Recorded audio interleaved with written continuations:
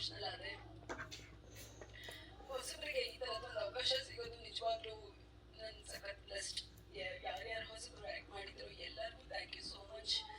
ನಾನು ಒಬ್ಬಳಿಗೆ ಅಲ್ಲ, ಗಿರಿಜಾ ಒಬ್ಬಳೇ ಅಲ್ಲ, ಯಾರ್ಯಾರು ಪಾತ್ರ ಮಾಡಿದ್ದಾರೆ ಎಲ್ಲರಿಗೂ ಅದೇ ತರ ಅಪ್ರಿಸಿಯೇಷನ್ ಸಿಕ್ಕಿದೆ. ತುಂಬಾ ಥ್ಯಾಂಕ್ಸ್.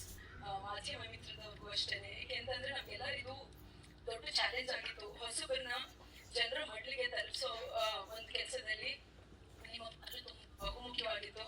ಸೊ ನಿಮ್ಗೆಲ್ಲರಿಗೂ ಥ್ಯಾಂಕ್ಸ್ ಹೇಳಕ್ ಇಷ್ಟಪಡ್ತೀನಿ. ಯಾಕೆಂತಂದ್ರೆ ನಾವೆಲ್ಲ ಯಾರು ಅಂತ ಯಾರಿಗೂ ಗೊತ್ತೇ ಇರಲಿಲ್ಲ.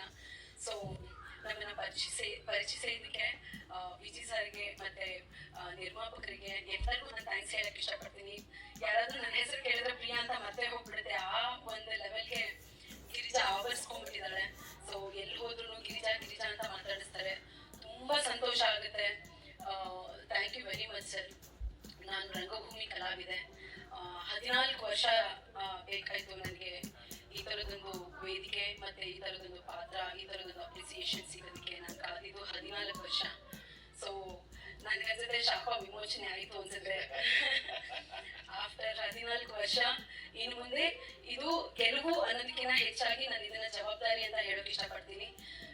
ಪ್ರೇಕ್ಷಕರು, ಸಿನಿ ಪ್ರಿಯರು ಮತ್ತೆ ನೀವೆಲ್ಲ ನಂಬಿ ಸರ್, ನನ್ನನ್ನು ನಂಬಿ ಇದೊಂದು ಪಾತ್ರನ ಕೊಟ್ಟು ನನ್ನನ್ನು ಗೆಲ್ಸಿದ್ದೀರಾ, ಎಲ್ಲರೂ ಗೆಲ್ಸಿದ್ದೀರಾ. ಈ ಜವಾಬ್ದಾರಿನ ಹೊತ್ತು ಇನ್ನೂ ಒಳ್ಳೊಳ್ಳೆ ಕೆಲಸಗಳು ಮತ್ತೆ ಒಳ್ಳೊಳ್ಳೆ ಪಾತ್ರಗಳನ್ನ ನಿಭಾಯಿಸ್ತೀನಿ ಅಂತ ನಾನು ಪ್ರಾಮಿಸ್ ಮಾಡ್ತಾ ಇದ್ದೀನಿ. Thank you so much.